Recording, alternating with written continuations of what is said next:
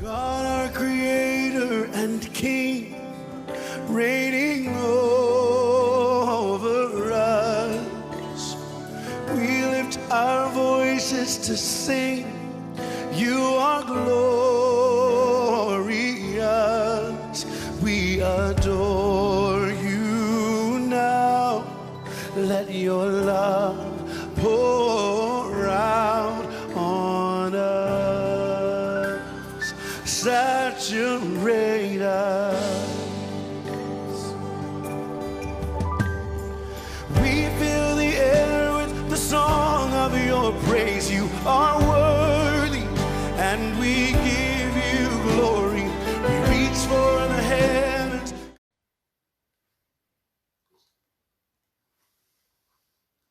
Shalom peuple de Dieu, shalom frères et sœurs. Je suis dans la joie de vous retrouver encore dans notre rendez-vous, comme promis.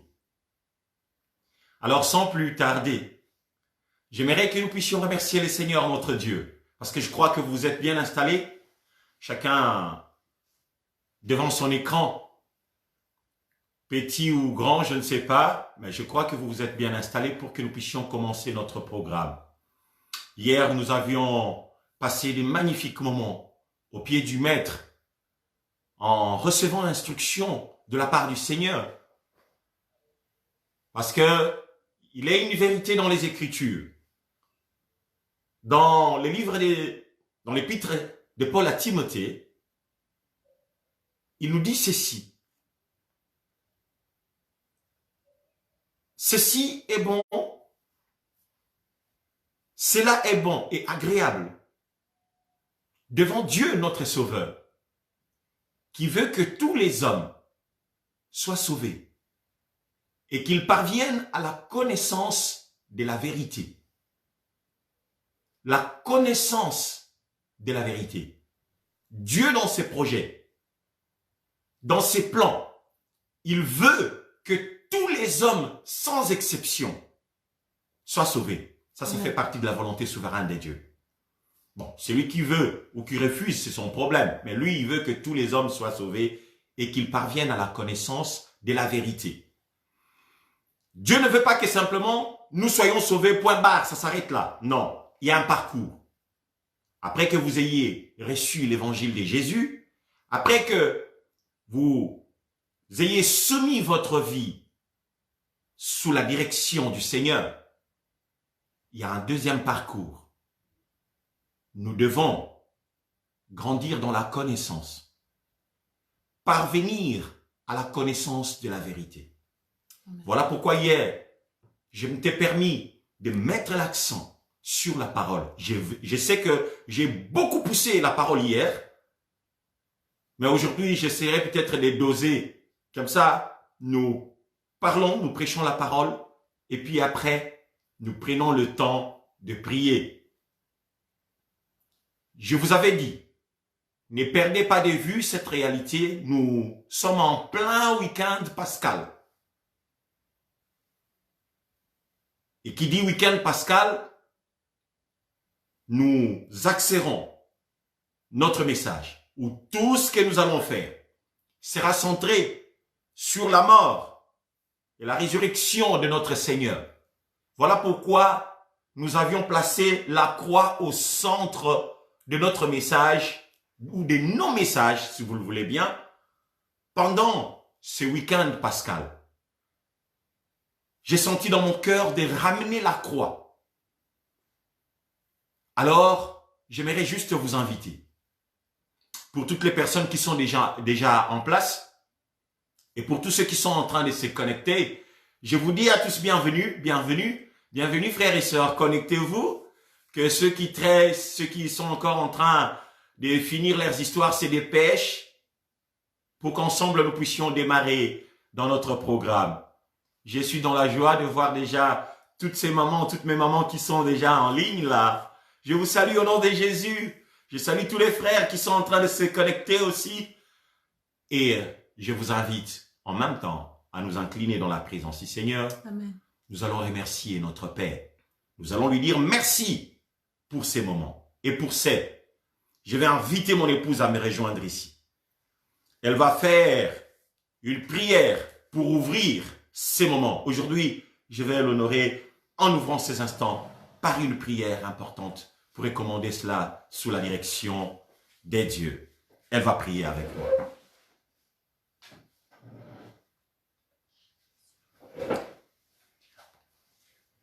Merci maman, bienvenue à toi. Alors, elle va prier, et puis nous allons démarrer notre programme. Alléluia. Seigneur Jésus-Christ, nous bénissons ton nom et nous te reconnaissons comme étant notre Maître, notre Sauveur et notre Seigneur. Il n'est point de Dieu comparable à toi. Nous nous ouvrons, Seigneur, à l'action, à la puissance de ton esprit. Nous invitons, Seigneur, à régner comme étant un Dieu souverain. Fais ce qu'il te plaît, ô Dieu de gloire, alors que nous nous soumettons, Seigneur, à toi.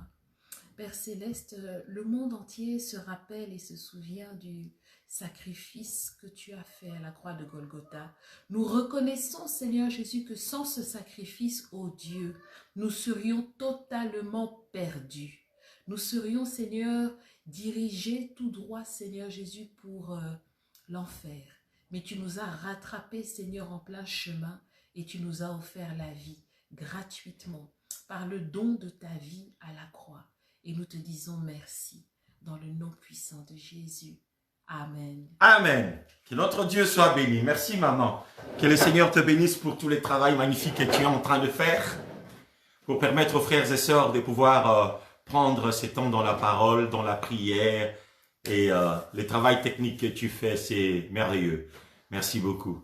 Alors, frères et sœurs, après ce moment de prière, j'aimerais juste que nous puissions chanter un chant. J'aime bien louer le Seigneur avec ces chants lorsque mon épouse le fait. Quand elle est en train de chanter ses cantiques, j'aime adorer le Seigneur. On va juste faire ces cantiques. Là, je la prends comme ça au dépourvu pour que nous puissions célébrer le Seigneur un peu. Alors elle va chanter ses cantiques. Je ne peux m'imaginer combien ça coûterait. Nous louons le Seigneur.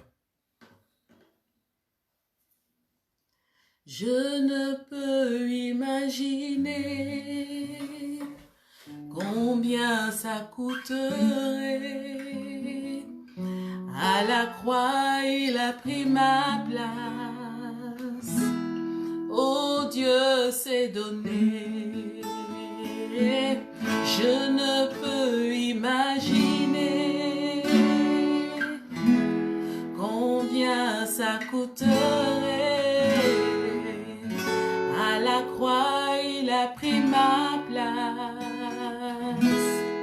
Oh, Dieu s'est donné. Il a pris ma place. Il a pris ma place. Il a pris ma place. Il a pris ma place.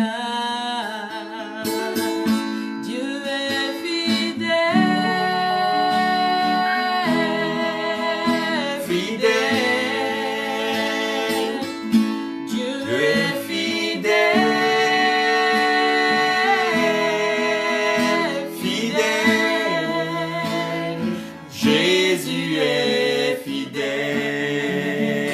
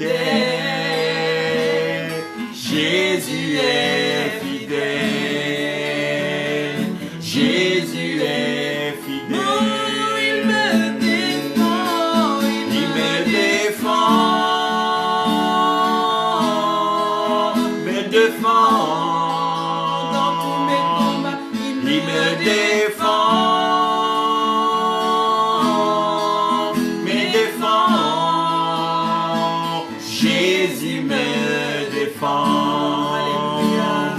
Jésus me défend. Tu es ma victoire, Jésus.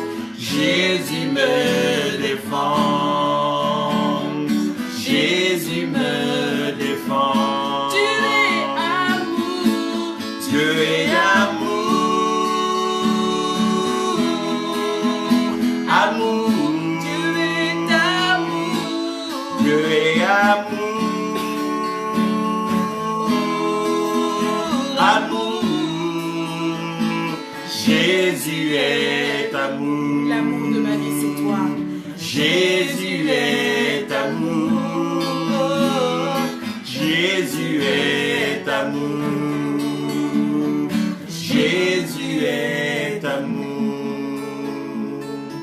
Jésus est amour. Jésus est amour. Jésus est amour. Jésus est amour. Tu es amour, Seigneur. Oh, l'amour le plus fidèle, c'est Tu as voulu nous prouver cet amour Alléluia. incommensurable que tu as porté dans ton cœur pour l'humanité que nous sommes. Seigneur Jésus. Tu n'as pas hésité un seul instant de livrer ta vie. Alléluia. Tu t'es sacrifié pour nous, Gloire à toi, Seigneur. pour nous prouver combien Combien tu nous aimes. tu nous aimes, Seigneur. Oh oui, Seigneur. Nous bénissons ton nom, Seigneur, Tu as notre Dieu. vaincu pour nous. Reçois la Seigneur. louange de notre cœur. Reçois l'honneur. Reçois l'adoration, Qui d'autre Reçois peut nous aimer comme toi tu la nous aimes, force. Seigneur. la gloire, la splendeur et Alléluia. la magnificence. À jamais tu es Dieu. Parce que tu le mérites, Seigneur, notre Dieu. Au nom de Jésus-Christ, notre Seigneur et Sauveur. Alléluia. Merci, Seigneur. Merci Seigneur. Merci pour mes frères qui sont encore en train de se connecter au Dieu, qui nous rejoignent en ce moment, pendant que nous sommes en train de répandre nos cœurs devant ton trône, Seigneur notre Dieu. Libère toutes ces personnes, Seigneur notre Dieu, qui brûlent le désir de prendre part à ce programme, de prier avec nous, Seigneur notre Dieu, d'écouter ta parole. Alléluia. Offre-leur l'opportunité, Seigneur notre Dieu, de Laisse-nous, nous mon Dieu, rejoindre, mon Seigneur notre Dieu. de pouvoir nous réunir autour de ta présence, de ta Alléluia. parole, Seigneur. Nous qui nous bénissons fait ton du nom, bien. notre roi. Alléluia. À toi la gloire, à toi l'honneur, à toi la louange, à toi la puissance, à toi la royauté. Aujourd'hui, pour les siècles des siècles. Alléluia. J'aimerais, comme nous venons de chanter ces cantiques en disant, il combat pour moi, il me défend. Alléluia. J'aimerais que chacun puisse parler au Seigneur en disant, Seigneur, combat pour moi. Amen. Combat pour ma vie, Seigneur. Combat pour ma maison. Combat pour ma famille, oh Dieu. Le Seigneur avait promis dans Ésaïe, au chapitre 49, du verset 24 au verset 26. Il a dit ceci. Je combattrai tes ennemis. Amen. Je combattrai tes ennemis et je leur ferai manger leur propre chair. Et ils s'enivreront de leur sang comme du mou. Ça, c'est la parole du Seigneur. Amen. Alors, j'aimerais que chacun d'entre nous, frère ou sœur, là où tu te trouves, que tu puisses élever ta voix vers le trône de grâce et dire à Dieu, c'est toi qui as pris ma place, Seigneur Jésus. Amen. Combat pour moi en ce moment. Défends ma cause. Alléluia. Rends-moi justice, Seigneur notre Dieu, selon ta promesse. Amen. Prions les seigneurs au nom de Seigneur Jésus-Christ. Jésus-Christ, Alléluia. Tu as pris ma place, Seigneur. Alléluia. Tu t'es pris ma substitué, place, tu Seigneur. as, mon Dieu, pris Combat tout, pour moi, Seigneur, Jésus. ce que je Combat pour suis, moi. ce que je représente, avec mes péchés, mes faiblesses, mes maladies, mes manquements, mes échecs. Tu as tout pris, Seigneur, à la croix.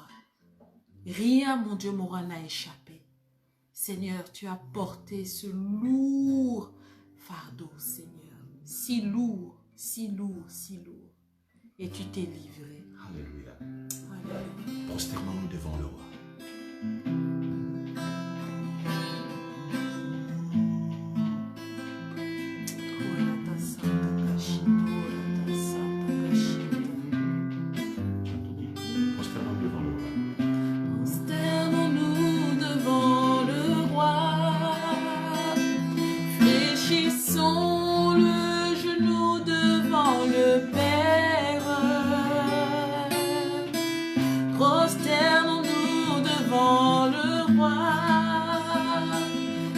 Fléchissons le genou devant le Père, car il est notre Dieu. Et nous sommes le peuple de son pâturage, le troupeau que sa main conduit, le troupeau que sa main conduit. Chantez avec nous, prosternons-nous. Prosternons-nous devant le roi, fléchissons le genou devant le Père. Prosternons-nous devant le roi, fléchissons le genou devant le Père, car il est notre Dieu, et nous sommes le peuple de son pâturage, le troupeau que sa main conduit, le troupeau que sa main conduit. Prosternons-nous, alléluia. Prosternons-nous devant le roi, fléchissons le genou devant le Père. Prosternons-nous devant le roi, fléchissons le genou devant le Père, car il est notre Dieu, et nous sommes le peuple de son pâturage, le troupeau que sa main conduit, le troupeau que sa main conduit, le troupeau que sa main conduit, le troupeau que sa main conduit. Proclame-les avec tes propres mots. Dis-lui, Seigneur, nous sommes les troupeaux que ta main nous conduit. Et conduis-nous en ce moment, Seigneur notre Dieu. Alléluia. Proclame les frères et sœurs avec tes mots. Adore le Seigneur là où tu es. Seigneur, nous venons reconnaître que nous sommes le troupeau que ta main est en train de conduire. Tu es notre Dieu, tu es notre Créateur. C'est toi qui nous as fait. Nous t'appartenons, Seigneur notre Dieu. Nous venons comme des brebis, Seigneur notre Dieu, reconnaître notre berger. Nous sommes ce troupeau que toi, le divin berger, est en train de conduire, Seigneur notre Dieu. Alléluia. Tu es la raison de notre existence. Celui qui donne un sens à notre vie, Seigneur notre Dieu, c'est toi. Le troupeau que sa main conduit, le troupeau que sa main conduit, le troupeau que sa main conduit, le troupeau que sa main conduit. Non seulement que nous sommes le troupeau que ta main conduit, Seigneur. Nous venons reconnaître que tu es digne de régner dans notre cœur. Tu es digne de nous conduire, Seigneur. Oh oui, Seigneur. En ce week-end pascal, nous voulons, Seigneur notre Dieu, que tu puisses prendre ta place et que tu nous diriges, Seigneur notre roi. Oh Jésus-Christ, toi qui es notre Pâque, nous venons t'adorer ce soir, alors que tu nous offres l'opportunité de nous approcher de toi, de nous tenir dans ta présence. Reçois la gloire, l'honneur, l'adoration, Seigneur notre Dieu. Alléluia. Nous élevons ton nom, Seigneur notre Père. Seigneur, agrée, Seigneur, notre cantique. Alléluia. Agrée, Seigneur, ce chant que nous faisons monter vers toi, en déclarant que tu es digne de régner dans notre cœur. Oui, tu es digne de régner dans notre cœur.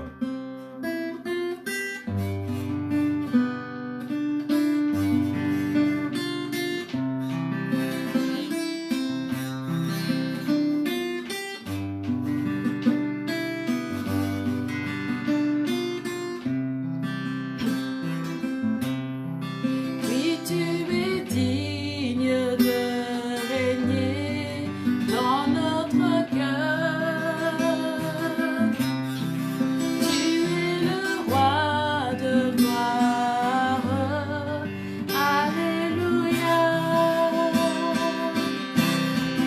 Jésus, tu es le maître en moi.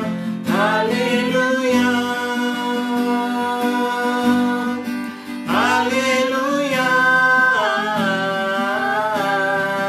Alléluia. Oui, tu es digne. Oui, tu es digne de régner dans notre cœur. Tu es le roi de gloire. Alléluia. Jésus, tu es le maître en moi. Alléluia. Alléluia. Alléluia. Seigneur, tu es digne de régner dans notre cœur. Tu es digne de régner en ce moment où nous venons exalter ta gloire, où nous voulons, Seigneur notre Dieu, proclamer ta parole. Tu es digne de régner dans notre cœur. Je proclame et je déclare que tu es digne de régner dans le cœur de chaque personne qui est connectée à nous ce soir. Tu es digne de régner, Seigneur, dans les familles de tous tes enfants, Seigneur, réunis dans leur salon pour suivre ce programme. Amen. Tu es digne de régner. Tu es digne de régner dans leur cœur, dans leur maison, dans leur famille, dans leurs entreprises, dans leurs affaires. Tu es digne, Seigneur, de régner dans leurs ambitions, Seigneur notre roi, dans leurs rêves. Tu es digne de régner, toi qui sièges dans les lieux élevés. Reçois l'adoration de notre cœur, Seigneur notre roi, parce que tu les mérites. Et c'est au nom de Jésus, notre Seigneur et Sauveur, que nous avons ainsi prié. Amen. Amen. Bienvenue, frères et sœurs.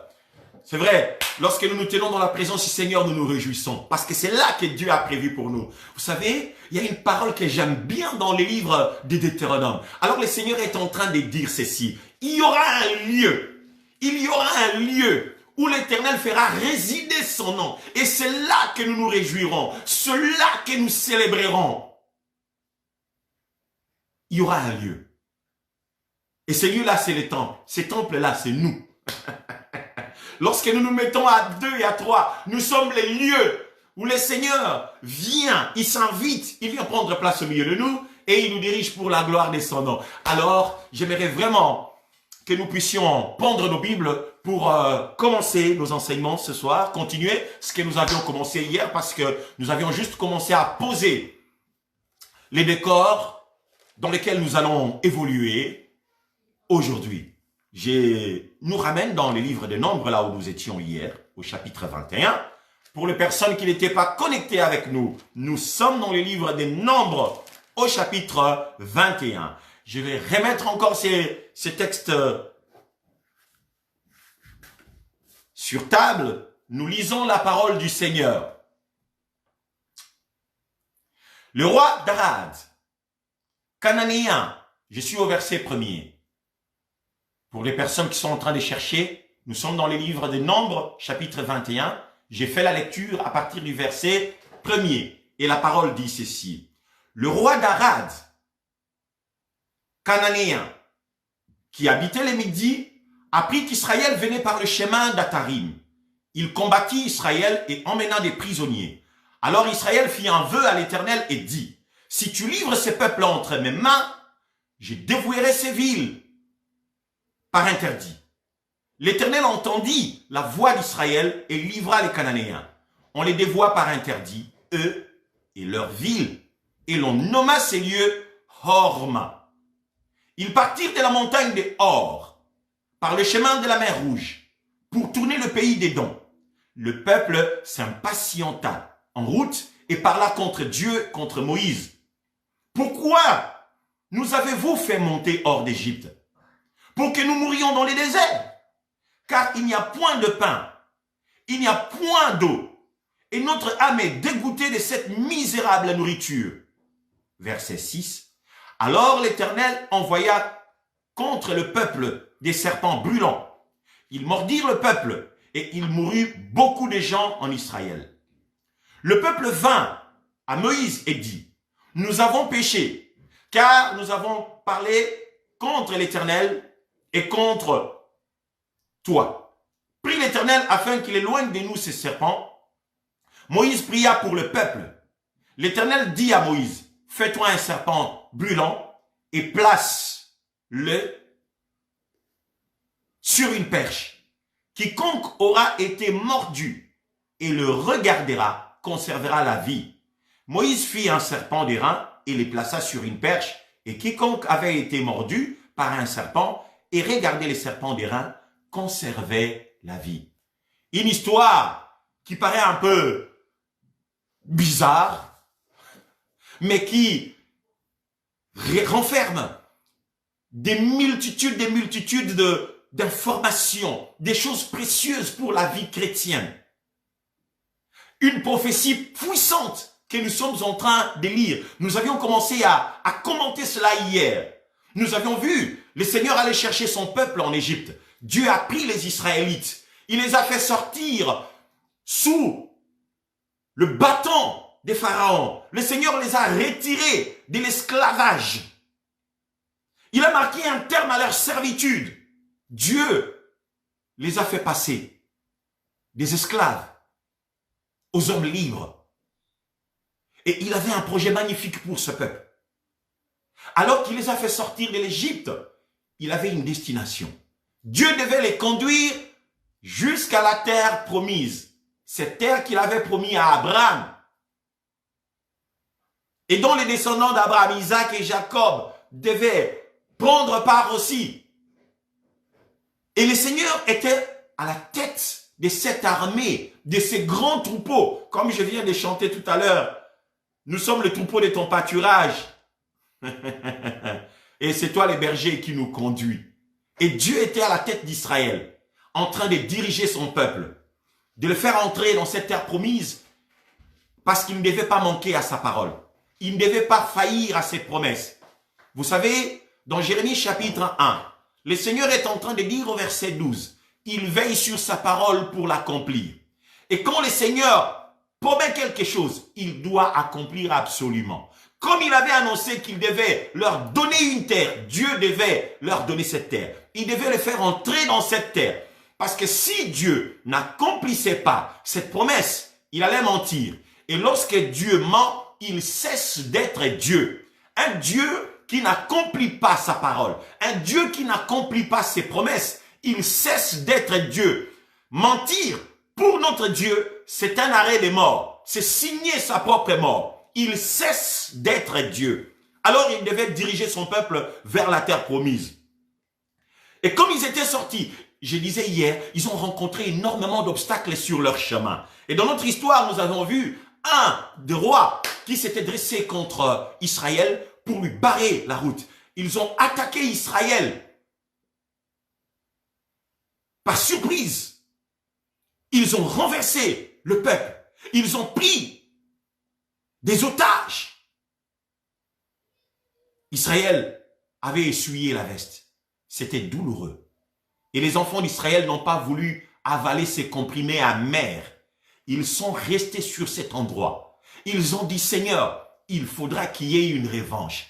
Il faudra que tu nous venges. Parce que nous savons que nous n'allons pas laisser cette histoire comme ça pendant que tu es avec nous. Il faudra que tu te lèves. Ils sont allés chercher la face de Dieu pour que Dieu arrive à leur donner la victoire. Ils sont allés réclamer leurs ennemis. Nous avions commenté ça hier. Et quand ils ont réclamé leurs ennemis, Dieu a livré le roi d'Arad. Il a livré les Cananéens entre les mains des enfants d'Israël qui ont remporté la victoire. Ils ont récupéré leurs frères qui ont été pris en otage. Ils ont récupéré leurs biens qui leur ont été ravis parce que c'était les butins des Cananéens. Ils ont tout récupéré. Eh bien, ils devaient continuer leur route. Sur leur trajectoire, il y avait un pays devant. C'était le pays des Édomites. Et j'expliquais hier que les Édomites, c'était les cousins des Hébreux. Parce que les Édomites, ce sont des descendants d'Ésaü. C'était un peuple fort, un peuple belliqueux. Et nous savions que après la guerre qu'ils avaient livrée contre les Cananéens, ce n'était pas possible qu'ils livrent encore une nouvelle bataille. Et Dieu, le Dieu stratège, devait les protéger, devait économiser la force de son peuple. Alors il se décida de diriger son peuple par un chemin détourné pour qu'il contourne le pays d'Édom. Et c'est ce qu'il fit. Lorsque Dieu a donné la parole à Moïse pour diriger son peuple par ces chemins, Dès que Moïse a annoncé au peuple qu'il devait faire un détour, la Bible dit, le peuple s'impatienta. Les gens ont commencé à rouspéter parce que c'est la nature de l'homme. L'homme n'aime pas qu'on arrive à les diriger. Si peut-être dans sa tête, il s'est résolu, nous allons continuer tout droit, allons tout droit parce que nous voulons vite arriver. On ne veut pas qu'on puisse traîner les histoires. On ne veut pas qu'on embrouille certaines données. Frères et sœurs, lorsque nous marchons avec Dieu, nous devons rester ouverts et nous devons apprendre à relativiser des choses. Parce que ce n'est pas nous qui sommes les boss, c'est Dieu qui est les boss. C'est Dieu qui dirige, c'est lui qui conduit, il est souverain. S'il nous dit allons à gauche, nous irons à gauche. Si Dieu dit nous prenons à droite, nous prenons à droite. Amen. Même si nous n'avions pas prévu d'aller à droite, mais parce qu'il nous a dit d'aller à droite, il sait où il nous conduit, il sait où il veut nous emmener, alors nous devons juste nous soumettre. Nous devons lui faire confiance parce que c'est lui qui guide le peuple dans les déserts.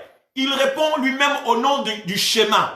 Lorsque son fils vient à notre rencontre, dans Jean 14 au verset 6, Jésus est en train de nous dire, je suis le chemin, la vérité et la vie. Il est le chemin. Voilà pourquoi le peuple d'Israël, quand il est sorti de l'Égypte dans les déserts, il n'avait ni boussole, il n'avait même pas de GPS pour pouvoir voir le chemin. Pourquoi? Parce que Dieu lui-même était le chemin. Il connaissait le chemin. Il les a pris de l'Égypte. Ils allaient le conduire vers la terre promise et il n'allait pas s'égarer. Il n'allait pas se perdre parce que lui, il connaît le chemin parce qu'il est le chemin lui-même. Le peuple devait juste lui faire confiance et accepter. Et au lieu de le faire, le peuple n'a pas pu le faire. Ils ont douté. Ils ont commencé à respecter. C'était vrai. Parce que ce sont des gens qui ne connaissaient pas le Seigneur. J'étais en train de vous expliquer hier que le peuple que Dieu a secouru en faisant sortir de l'Égypte, ce n'était pas des chrétiens nés de nouveau. Ils n'étaient pas nés de nouveau. C'était des incirconcis. C'était des vrais Égyptiens. Ils étaient hébreux. Oui. Ils étaient israélites. Oui. Mais ils n'étaient pas nés de nouveau. Ils ont vécu longtemps en Égypte. C'était des vrais Égyptiens. Des vrais Égyptiens dans leur manière de penser. Des vrais Égyptiens dans leur manière de parler. C'était des vrais païens. Des gens qui n'étaient pas soumis à l'esprit de Dieu. Des gens qui ne se soumettaient pas à la volonté de Dieu. Dieu les avait conduits dans les déserts parce qu'il devait leur apprendre certaines leçons. Ils venaient à peine de faire leur rencontre. Dieu venait de rencontrer le peuple d'Israël. Ceux-ci ne connaissaient pas l'Éternel. Eh bien, comment ils pouvaient marcher ensemble?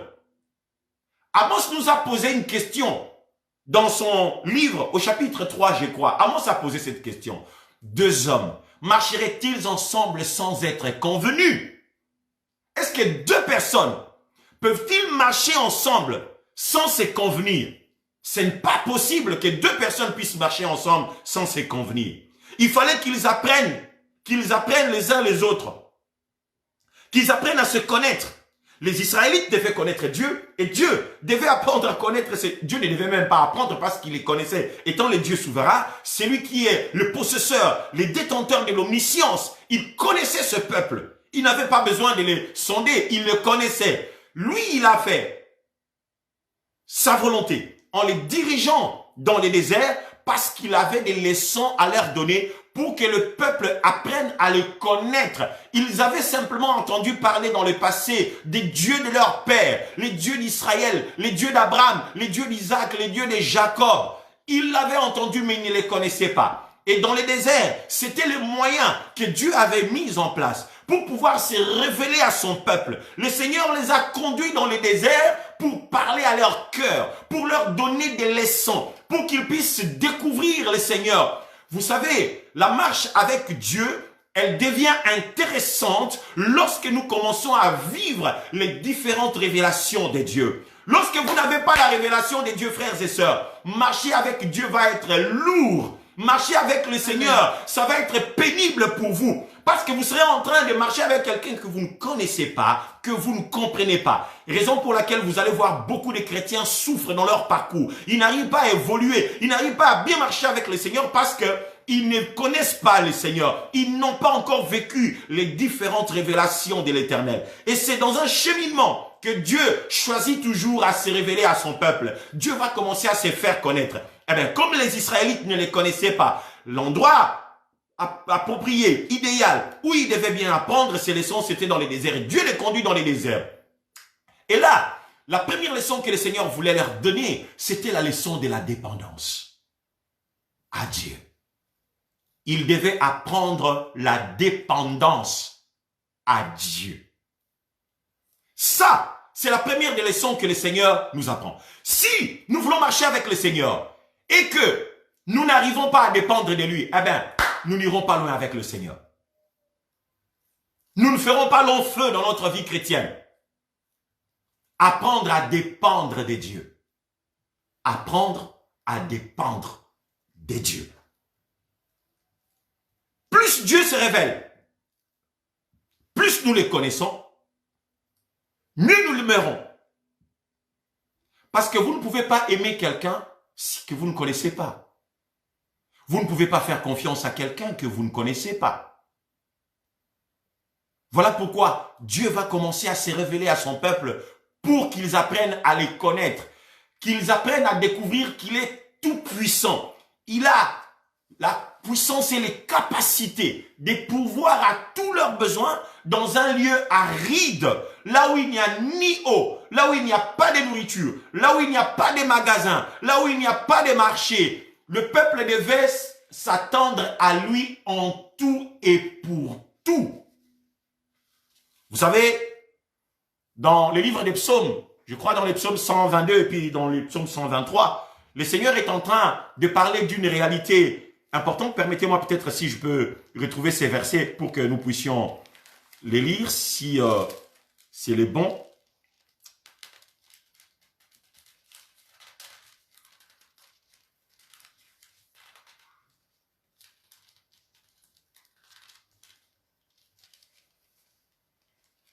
C'est une parole dans laquelle le psalmiste est en train de dire, comme l'esclave s'attend à son maître, nous aussi, nous tournons le regard vers toi, Seigneur. Nous apprenons à regarder, à compter sur toi. Hein? Voilà, le psaume 123, je vais lire le verset 1 et 2. Je lève mes yeux vers toi, qui sièges dans les cieux. Voici, comme les yeux des serviteurs sont fixés sur la main de leur maître, et les yeux de la servante sur la main de sa maîtresse, ainsi nos yeux se tournent vers l'Éternel, notre Dieu. J'aime beaucoup cette parole. Ici, il y a la leçon de la dépendance. Et ça nous concerne tous. Il introduit les paroles en ces termes. Voici comme les yeux des serviteurs sont fixés sur la main de leur maître. Les serviteurs s'attendent à leur maître en tout et pour tout. C'est de la main du maître que viendra le salaire. C'est de la main du maître que vient la vie des esclaves. Des esclaves, leur vie dépend de leur maître. Il a le pouvoir dans sa main. Il peut décider de marquer un terme à la vie de quelqu'un. Il peut décider de vendre son esclave. C'est lui qui a le pouvoir dans sa main. Et les serviteurs ou les esclaves, lorsqu'ils travaillent, à la fin du mois, ils s'attendent à la main du maître. Ils regardent à la main du maître. Parce qu'ils dépendent de lui totalement. En tant qu'esclaves, leur volonté mineure est soumise à la volonté majeure du maître. Voilà pourquoi, quand Dieu a pris les Israélites, il les a fait sortir de l'Égypte, il devait apprendre la leçon de la dépendance.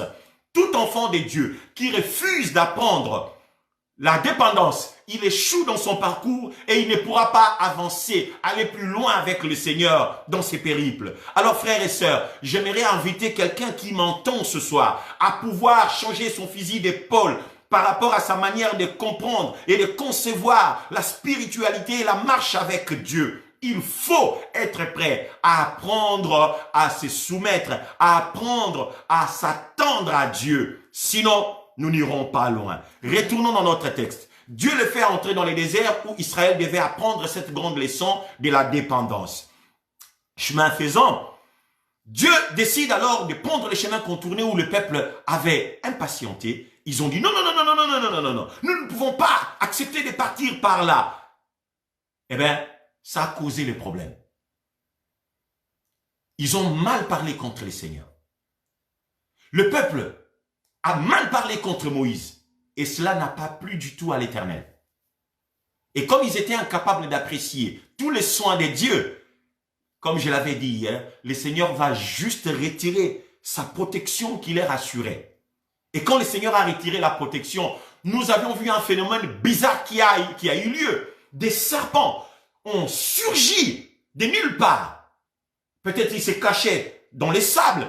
Ils sont sortis des sables pour pouvoir s'en prendre au peuple. Ils ont commencé à mordre les enfants d'Israël et c'était apocalyptique la scène qu'Israël avait vécue ces jours-là. Des milliers de cadavres jonchaient le parterre.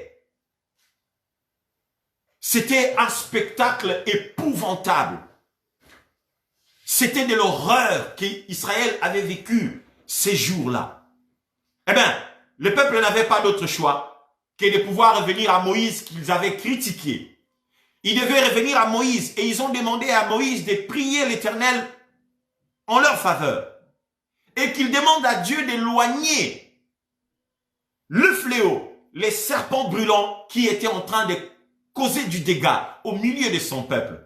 Frères et sœurs, c'est important.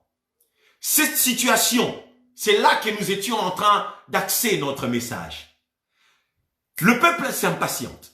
Le peuple respecte. Il boude.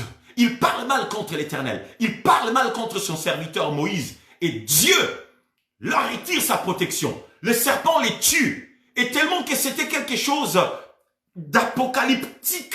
Dieu ne devait pas s'arrêter là. Lorsque le peuple s'est repenti, parce qu'il est un Dieu compatissant, parce qu'il est un Dieu miséricordieux, il s'est résolu de stopper ces fléaux, d'éloigner les fléaux parce que le peuple avait cru que Dieu était capable d'éloigner les fléaux d'eux, de les éloigner du fléau. Et c'est ce que fit l'Éternel en préservant la vie de ceux qui étaient encore debout. Dieu a demandé à Moïse de fabriquer un serpent d'airain qu'il devait placer sur une perche et lever au vu et au su de tout le monde. Et que quiconque avait été mordu ne devait juste lever les yeux vers le serpent d'airain et il allait conserver sa vie. C'est là que nous étions en train de parler, frères et sœurs, en disant que cette scène, cet épisode des serpents brûlants dans les déserts a ouvert la voie à une prophétie puissante qui couvre l'entièreté de la parole de Dieu.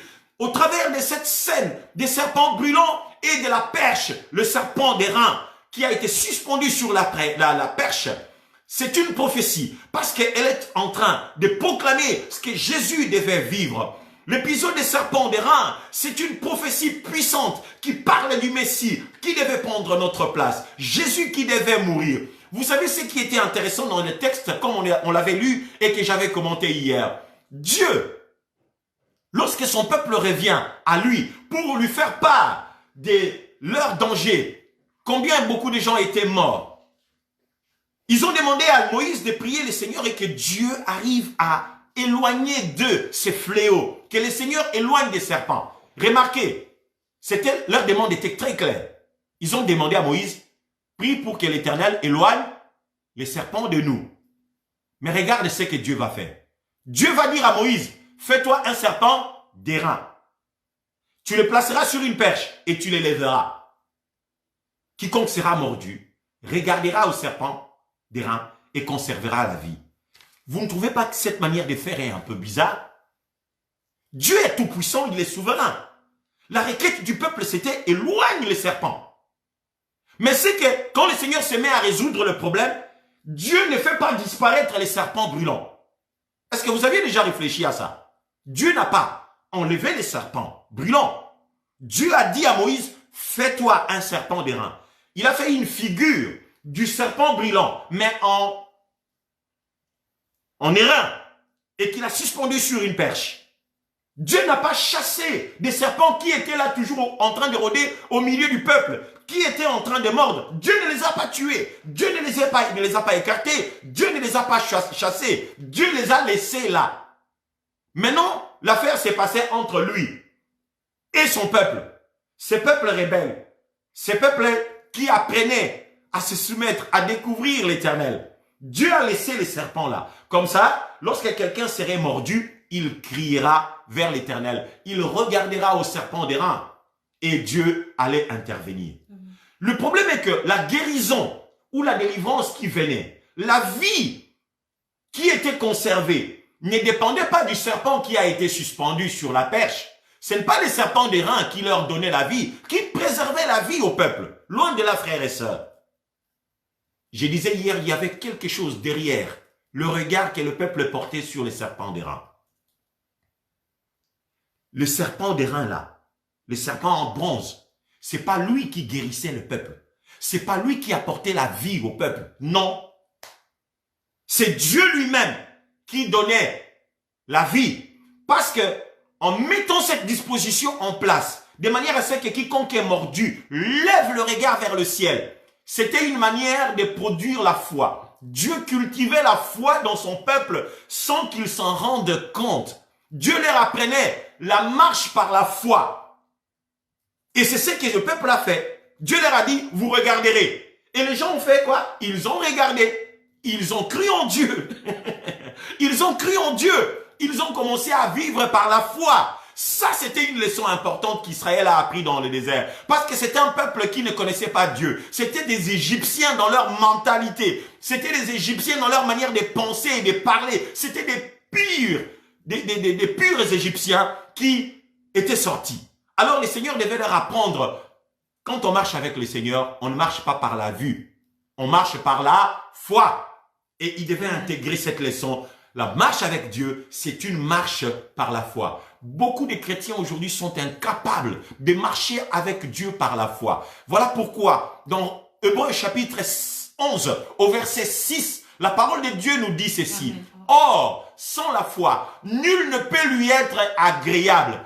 Or, sans la foi, nul ne peut lui être agréable. Car il faut que celui qui s'approche de Dieu croie que Dieu existe et qu'il est le rémunérateur de ceux qui le cherchent. Ce peuple devait apprendre à être agréable à Dieu. Les Israélites devaient apprendre à plaire à Dieu, à être agréable.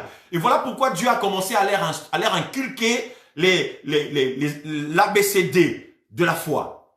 Ils devaient apprendre à avoir la foi, à faire confiance en Dieu. Dieu a dit, si vous êtes mordu par les serpents, levez juste les regards vers le ciel, regardez au serpent d'airain et vous allez conserver votre vie. Et la première personne qui a été mordue, lorsque Moïse a levé le serpent d'airain sur la perche, quand il a regardé au serpent d'airain, il a vu directement qu'il avait conservé sa vie. Il a commencé à crier, ouais, j'ai la vie. Le Seigneur m'a préservé. Je ne suis pas mort. Regarde. Et les gens ont commencé à faire confiance en Dieu. Et ils regardaient au serpent d'airain et ils conservaient la vie. La croix de Jésus va surgir au cœur de cet épisode du fléau. La croix s'élève. La perche sur laquelle Moïse avait placé les serpents d'airain. En hébreu, le mot qu'on a utilisé pour parler du mot perche ou bâton, c'est nes. Nes en hébreu veut dire bâton, veut dire perche. Nes veut aussi dire bannière, étendard. Nous comprenons que la croix de Jésus, c'est un étendard. Amen. La croix de Jésus, c'est un drapeau. Amen. La croix de Jésus, c'est une bannière. La croix de Jésus va surgir dans le désert. Amen. Et les gens ne peuvent pas voir. Ceux qui étaient là n'ont pas pu voir que c'était la croix de Jésus. Vous savez, il y a des épisodes comme ça dans l'Ancien Testament où le Seigneur Jésus a fait son apparition au milieu du peuple. Le peuple ne découvrait même pas que Jésus était là. Les enfants d'Israël, quand ils sont sortis du désert, ils sont sortis de l'Égypte vers la terre promise, Jésus a fait la route avec eux, mais ils ne le savaient pas. Ils n'ont pas su voir le Seigneur parce que leurs yeux étaient fermés. Dans l'épisode de la mer Rouge, Jésus était là. Dans le désert, lorsqu'ils avaient soif, Jésus était là. Et ils ne pouvaient pas voir. Même Moïse n'était pas capable de voir Jésus avec eux. Toi et moi, nous n'étions même pas non plus capables. Si nous étions là, nous ne serions pas capables. Nous n'allions pas être capables de discerner que Christ était là. Il a fallu attendre longtemps que le Saint-Esprit vienne ouvrir nos yeux par la bouche de l'apôtre Paul pour que nous puissions comprendre que dans ces cheminements, Israël avait une histoire avec Jésus. Alléluia. Jésus était au rendez-vous. Je vais rapidement basculer dans ce texte de 1 Corinthiens au chapitre 10. Écoutez ce que la parole de Dieu dit dans 1 Corinthiens 10. Je commence la lecture à partir du verset 1. 1 Corinthiens chapitre 10, verset 1. Frères, je ne veux pas que vous ignoriez que nos pères ont tous été sous la nuée, qu'ils ont tous passé au travers de la mer, et qu'ils ont tous été baptisés en Moïse dans la nuée et dans la mer. Qu'ils ont tous mangé le même aliment spirituel et qu'ils ont tous bu le même breuvage spirituel, car ils buvaient à un rocher spirituel qui les suivait. Et ces rochers étaient Christ. Amen. Alléluia. Le verset 5 d'ailleurs est très intéressant. Il dit ceci. Mais la plupart d'entre eux ne furent point agréables à Dieu puisqu'ils périrent dans les déserts. Ils ont manqué la foi. Ils n'étaient pas agréables parce qu'ils ont manqué la foi. Ils ont manqué la foi. Voilà, la Bible dit qu'ils buvaient à un rocher qui les suivait. Moïse, à chaque fois, lorsque le peuple s'impatientait et qu'ils avaient soif, ils se disaient, mais où est-ce que je vais trouver de l'eau à donner à plus de 1 million de personnes, 2 millions peut-être qui sont ici avec moi, que je suis en train de conduire. Où est-ce que je trouverai de l'eau? Mais quand cette séquence arrivait, ils voyaient toujours qu'il y avait un rocher qui était quelque part.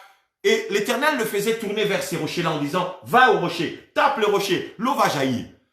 Moïse n'a même pas pu faire des rapprochements en disant, mais pourquoi il y a toujours ces rochers, un rocher qui apparaît quand le peuple a soif, et je dois taper sur le rocher pour que l'eau jaillisse. C'était Jésus qui marchait avec eux. Ils ne savaient pas que Jésus était avec eux dans les déserts. Et voilà pourquoi je suis en train de vous dire qu'au cœur de l'histoire des fléaux, la croix de Jésus va surgir au cœur du fléau des serpents brûlants.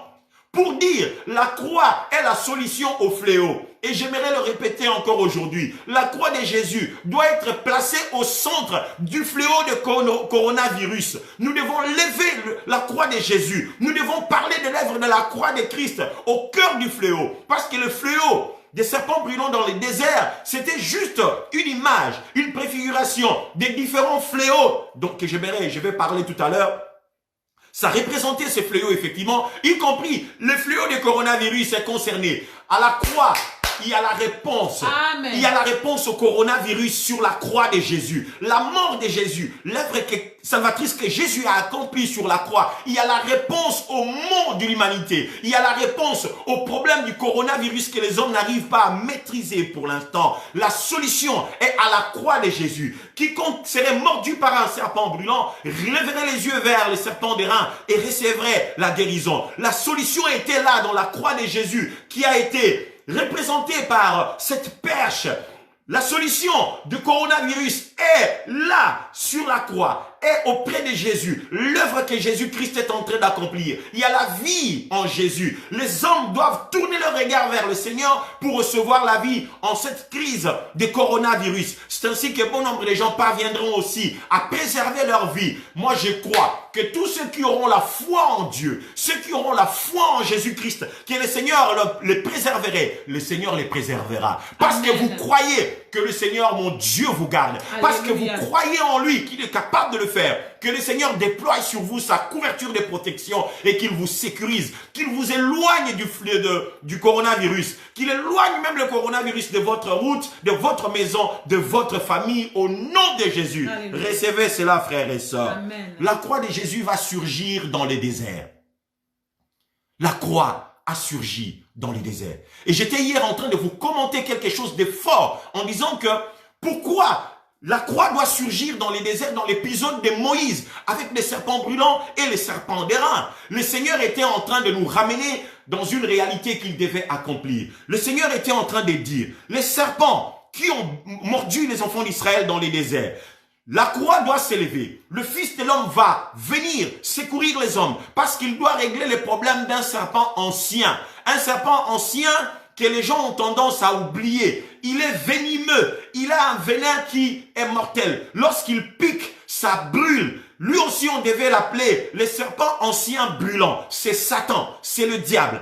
Il a le péché avec lui pour pouvoir tuer les hommes. La puissance du péché est mortelle. Frères et sœurs, nous devons comprendre ces réalités pendant que nous sommes en train de marcher avec le Seigneur, parce que sans cela, nous allons continuer à tomber constamment sur notre route et nous n'arriverons pas à entrer dans notre terre promise que le Seigneur a préparée pour nous. Alors je reviens vers la croix de Jésus. Nous étions dans Jean chapitre 3, que j'ai lu hier pour introduire cette réalité.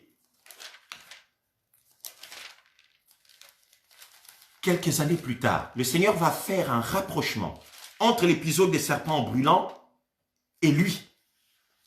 Nous étions à partir du verset 14, Jean chapitre 3, verset 14. Et les Écritures déclarent ceci. Et comme Moïse éleva les serpents dans les déserts, il faut de même que le Fils de l'homme soit élevé afin que quiconque croit en lui ne périsse point, mais qu'il ait la vie éternelle. Et comme Moïse éleva les serpents dans les déserts, il faut de même que le Fils de l'homme soit élevé, afin que quiconque croit en lui ne périsse point, mais qu'il ait la vie éternelle. Dieu avait prévu la croix. L'apparition de la croix dans la séquence, dans l'épisode des serpents brûlants, ce n'était pas hasardeuse. Ce n'était pas un hasard. C'était quelque chose qui a été prévu. Le Seigneur a commencé à manifester quelque chose qui faisait partie de ses plans, de ses projets. Je vous avais bien dit que Dieu ne fait pas des histoires comme ça, en désordre ou au hasard. Tout ce que le Seigneur fait, il a prévu cela. Il a planifié cela en avance. La croix n'a pas simplement surgi là, dans le désert, dans l'épisode des serpents brûlants. Mais c'est quelque chose qui était dans les cœurs des dieux, dans la pensée des dieux depuis l'éternité, frères et sœurs. Depuis l'éternité. Là, je m'étais arrêté sur l'épisode de Nombre chapitre 21. Je vous avais ramené dans Genèse chapitre 3. Nous avions lu Genèse chapitre 3 hier. Ces textes, pour vous remonter encore à une période un peu plus avancée que les livres des Nombres. Nous avions lu les versets 15. Il était dit ceci. Je commence la lecture à partir du verset 14, mais j'ai besoin du verset 15. L'Éternel Dieu dit au serpent, « Puisque tu as fait cela, tu seras maudit entre tous les bétails et entre tous les animaux des champs. Tu marcheras sur ton ventre et tu mangeras de la poussière tous les jours de ta vie. » Verset 15. « Je mettrai inimitié entre toi et la femme, entre ta postérité et sa postérité. Celle-ci t'écrasera la tête et tu lui blesseras les talons. » Dieu, il parle. Il fait une alliance avec les hommes. Et il dit ceci. Lorsqu'il était en train de châtier les serpents, il dit, « Je mettrai inimitié entre toi et la femme, entre ta postérité et sa postérité. Celle-ci, c'est-à-dire la postérité de la femme, t'écrasera la tête. Et tu lui blesseras les talons. » Dans d'autres versions, on dit, « Tu lui mordras le talon. » La parole que le Seigneur venait de libérer ici. Dieu, pour la première fois, il a introduit l'œuvre de la croix dans un langage imagé. Ça paraît voilé. Mais il y a des éléments qui sont parlants. Le Seigneur a dit, je mettrai une inimitié entre toi et la postérité de la femme. Et le Seigneur a souligné. Celle-ci t'écrasera la tête. Et tu lui blesseras les talons. Il y a un serpent. Je vous ai dit hier, les serpents brûlants avec Moïse, mais le Seigneur voulait régler le problème du serpent ancien dans les livres des Genèse. Parce qu'il y avait un serpent qui avait mordu l'humanité, ici au chapitre 3 du livre des Genèse. Vous avez vu, le verset a commencé comme ça, le verset 1 de Genèse 3 dit, « Le serpent était le plus rusé de tous les animaux des champs. » On a commencé à parler du serpent au chapitre 3 du livre des Genèse. Et vous savez, comme vous le savez tous, le serpent n'a jamais eu une bonne réputation. Dans la Bible, le serpent n'a pas un bon témoignage. Voilà pourquoi j'étais en train de vous dire, il faut jamais appeler Jésus le serpent d'airain. Dans la Bible, le serpent n'a jamais eu un bon témoignage. Même dans les vécus des hommes, le serpent n'a jamais un bon témoignage. Qu'est-ce qui arrive lorsque nous voyons un serpent? Comment nous réagissons? Nous prenons la fuite. Quand quelqu'un voit un serpent, on ne reste pas en train de regarder. La plupart des gens prennent la fuite. Ou la plupart des personnes ramassent un bout de bâton pour taper, pour tuer le serpent en question. Soit on fuit, soit on l'affronte. On prend un bâton ou une pierre pour tuer les serpents. Parce qu'on s'est dit, si je ne le tue pas, c'est lui qui me tuera. Parce que nous sommes en guerre. Vous avez vu l'expression que Dieu a utilisée ici. Je mettrai inimitié. Inimitié, c'est le contraire de l'amitié. L'homme ne sera jamais l'ami du serpent. Le serpent ne sera jamais l'ami de l'homme. Il y aura inimitié. Voilà pourquoi lorsque nous voyons les serpents, nous essayons de les tuer parce que nous nous disons, si nous ne les tuons pas, c'est lui qui va nous tuer. Alors le Seigneur voulait régler ces problèmes. Alors il a dit, la postérité de la femme écrasera la tête du serpent. Jésus devait venir. La croix devait être dressée. Le Fils de l'homme devait monter comme Jésus lui-même l'a annoncé dans Jean chapitre 3 au verset 14-15 que nous avions lu, qu'il devait monter sur la croix pour régler le problème. Voyez-vous, nous avions vu la croix dans les livres de Nombres, mais plus avancé dans le livre de Genèse, nous avions vu la croix, mais dans un langage poétique, dans une image bien voilée. Le Seigneur était en train d'introduire la réalité de la croix, l'œuvre de la croix que le Fils devait se faire, devait accomplir. Le serpent devait mordre les talons. Et c'est sur la croix que Jésus, lorsqu'il a reçu le clou au niveau de son pied, qui a traversé jusqu'au niveau du talon, qu'il a reçu la morsure du serpent. Au niveau de ses mains, les clous qui ont été donnés, Jésus suspendu au bois, il a reçu la morsure du serpent au niveau du talon. Là, le Seigneur a écrasé la tête du serpent. Par sa mort, Jésus a cassé, a brisé la dent qui injecte le venin du serpent ancien. Il a perdu son aiguillon. Satan sur la croix, le jour où Christ l'a écrasé, il a perdu sa puissance.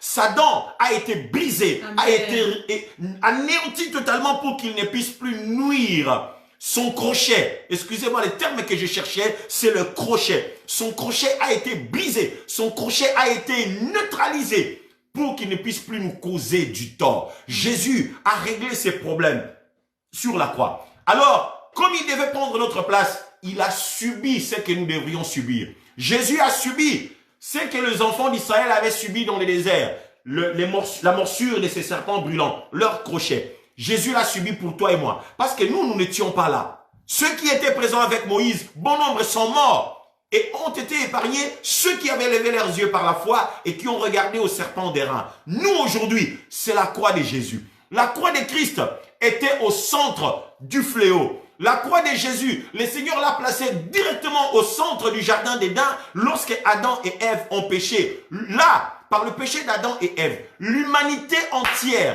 a été mordue. Lorsque Adam a été mordu, nous, toute la race humaine, nous étions en lui.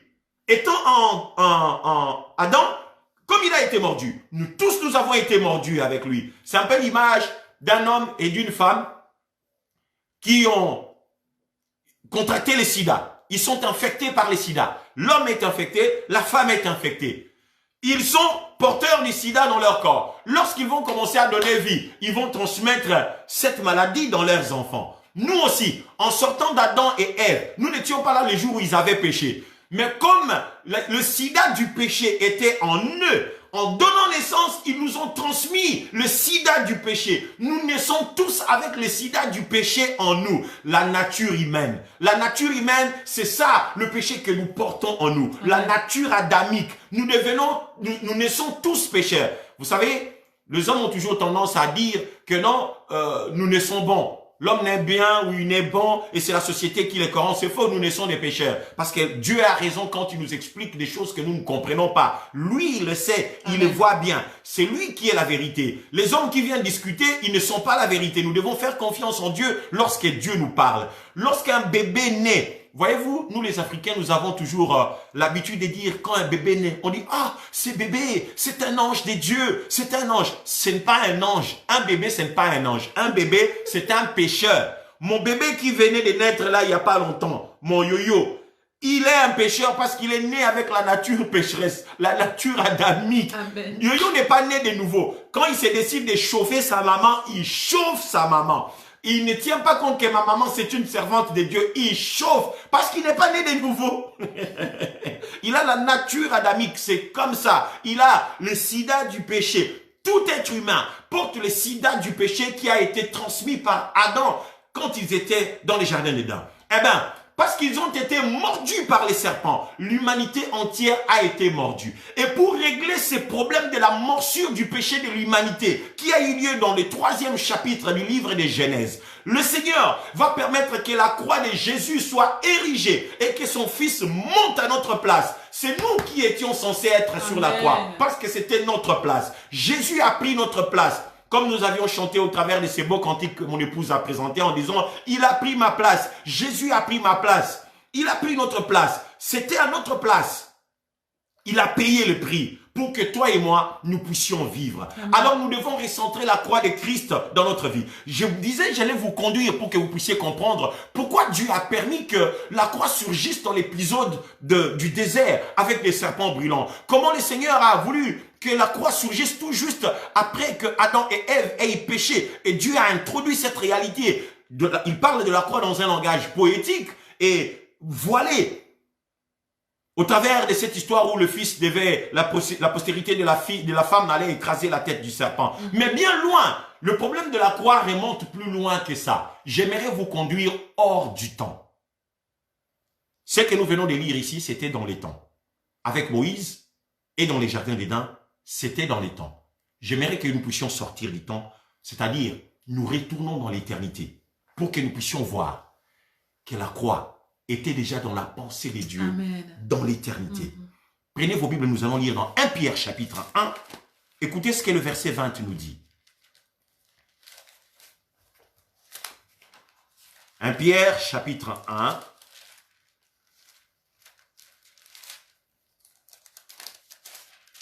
Le verset 20. Excusez-moi, les pages de ma Bible sont en train de... C'est fermé là. Voilà. C'est ouvert. Alors, je vais lire le verset 20 de 1 Pierre chapitre 1. Le verset 20 dit ceci. Je vais commencer même à partir du verset 17. Écoutez ce que la parole de Dieu dit. J'ai besoin du verset 20, mais j'ai fait la lecture à partir du verset 17. La parole dit ceci. Et si vous invoquez comme Père, c'est lui qui juge selon l'œuvre de chacun, sans exception de personne, conduisez-vous avec crainte pendant le temps de votre pèlerinage.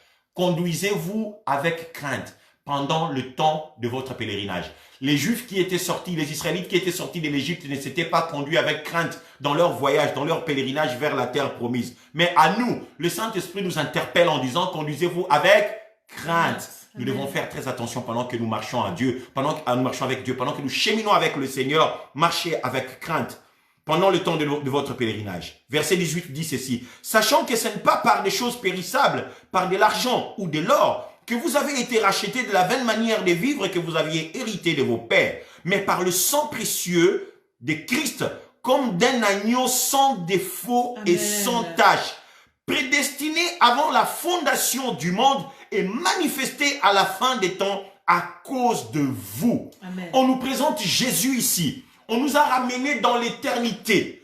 Avant la fondation du monde, c'est pour parler de l'éternité.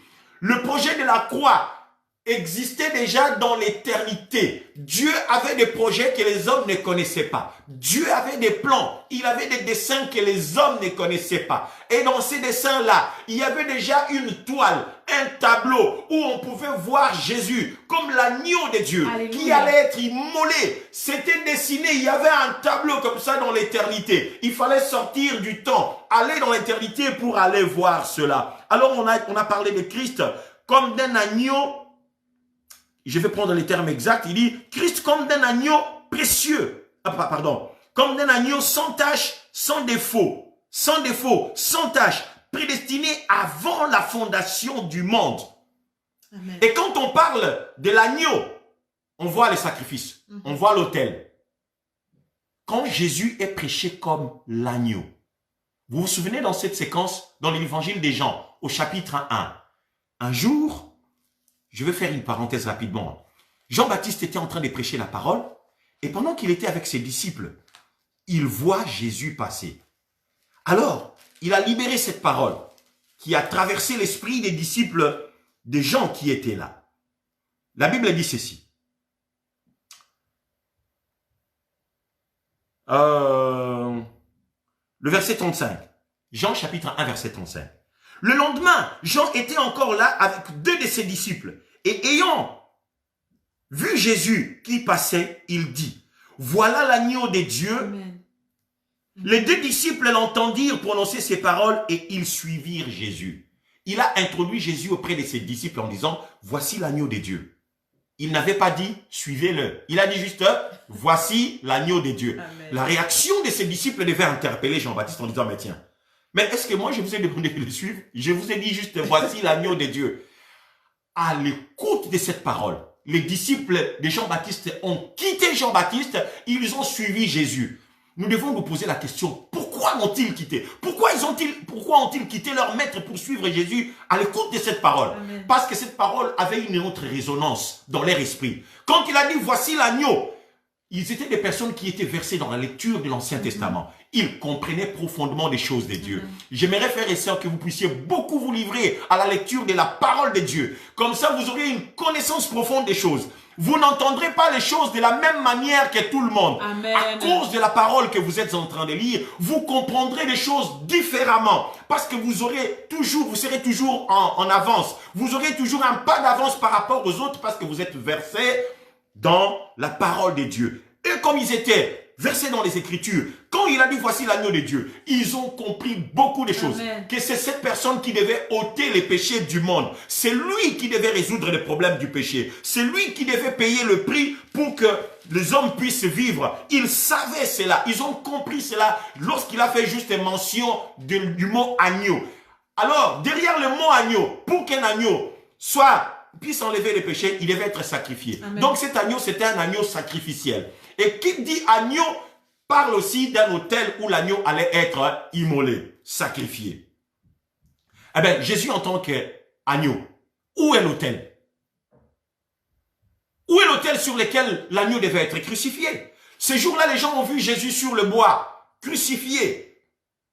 Dans d'autres versions, on dit pendu sur le bois. On a vu Jésus crucifié. On pouvait se dire, ben, ça ne cadre pas avec tout ce qui a été dit.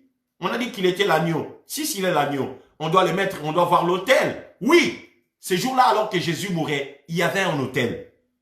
Parce que sans l'autel, le sacrifice de l'agneau ne devait pas entrer dans le cadre de l'alliance.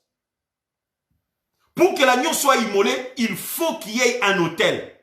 Et l'autel en question, c'était le bois qui était là.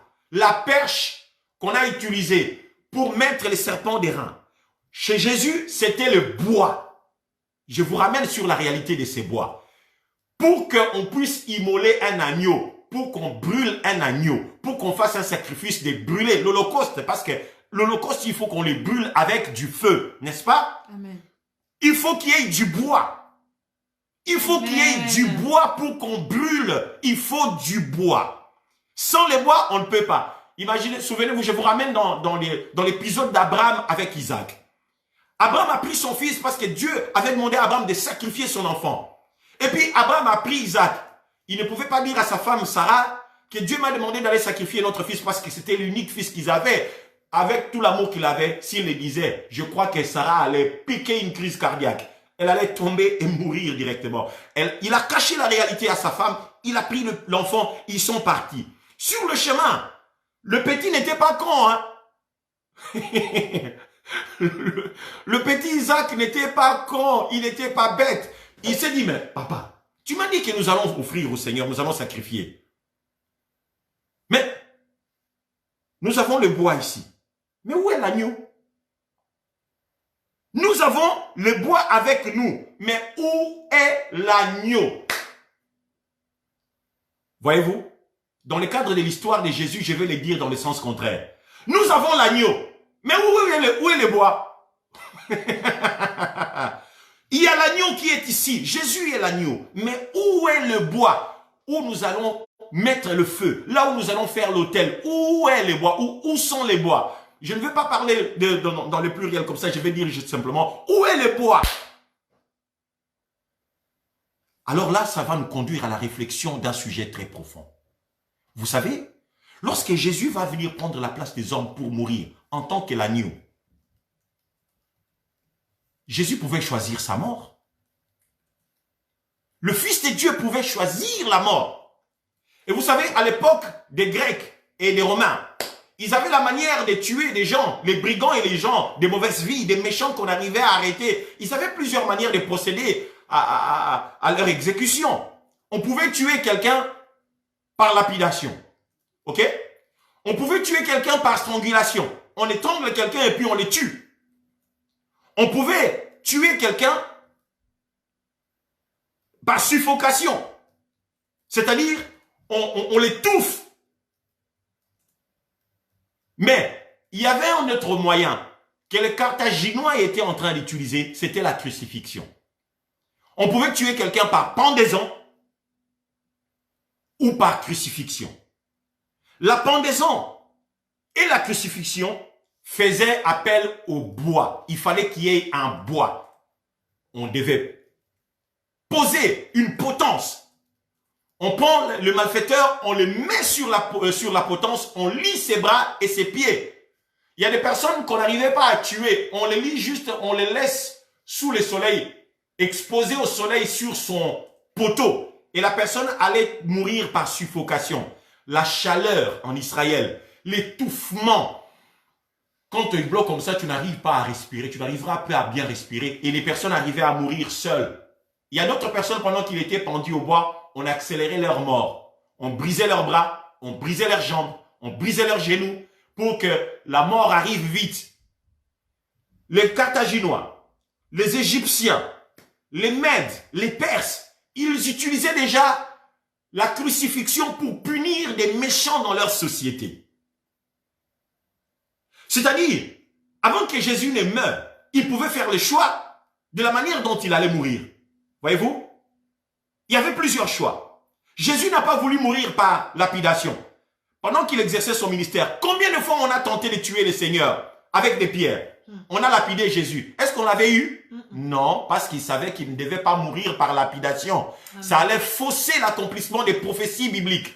À chaque fois qu'on lapidait Jésus, il fuyait. Jésus ne pouvait pas accepter qu'il meure par suffocation ou par étranglement. Ça n'allait pas correspondre à la prophétie, à l'ensemble des révélations prophétiques.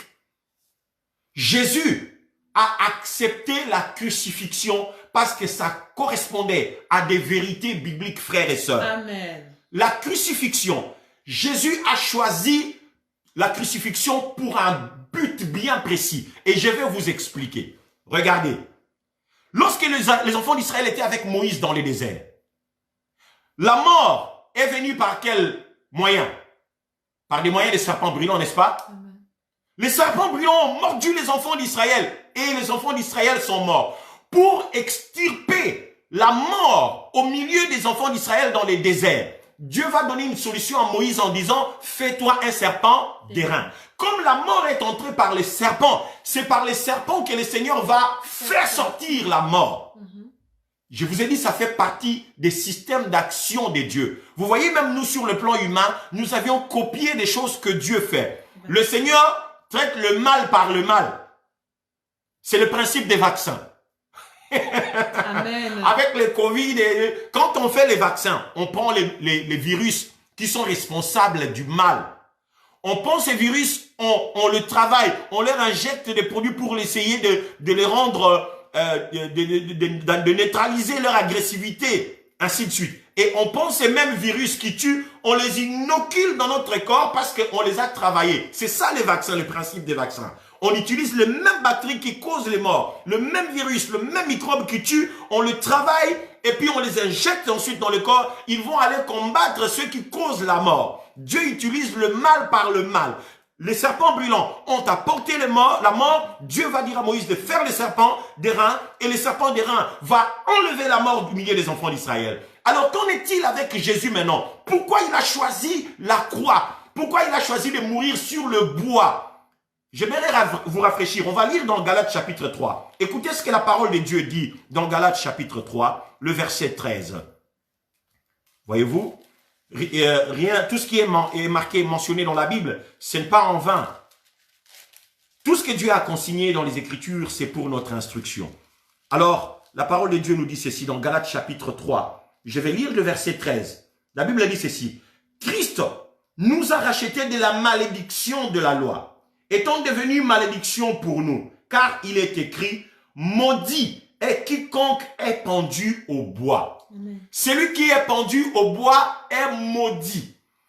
Jésus pouvait éviter de connaître une mort avec des malédictions ou tout, en acceptant peut-être la mort par lapidation, ou par suffocation, ou par strangulation, ou par noyade peut-être. Il pouvait choisir tout ça. Jésus n'a pas choisi tout ça. Il a choisi seulement la crucifixion parce que ça entrait dans la ligne de quelque chose de bien précis. Pourquoi? Si je vous ai dit, le Seigneur a fait présenter la croix dans les déserts, dans l'épisode des serpents, c'est pour un but. Il a voulu nous rappeler qu'il y avait une affaire avec un serpent ancien. La morsure du serpent ancien à l'humanité qui n'a pas été réglée, il fallait que cette situation soit réglée. Maintenant, lorsque je vous ramène dans les livres de Genèse, frères et sœurs, quand je vous ramène dans les livres de Genèse, nous regardons par quel moyen le péché est entré dans le monde. Regardez, retournons dans les livres de Genèse.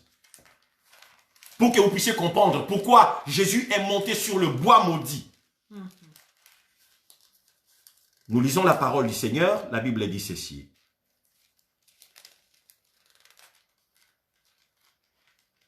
Le serpent était le plus rusé de tous les animaux des champs que l'Éternel Dieu avait fait. Il dit à la femme, Dieu a-t-il réellement dit, vous ne mangerez pas de tous les arbres du jardin? La femme répondit au serpent, nous mangeons du fruit des arbres du jardin. Mais quant au fruit de l'arbre de la connaissance du bien et du mal, Dieu a dit, vous n'en mangerez point et vous n'y toucherez point, de peur que vous ne mouriez. Alors le serpent dit à la femme, vous ne mourrez point, mais Dieu sait que les jours où vous en mangerez, vos yeux s'ouvriront et que vous serez comme des dieux, connaissant le bien et le mal. La femme vit que l'arbre était bon à manger, agréable à la vue, et qu'il était précieux pour ouvrir l'intelligence.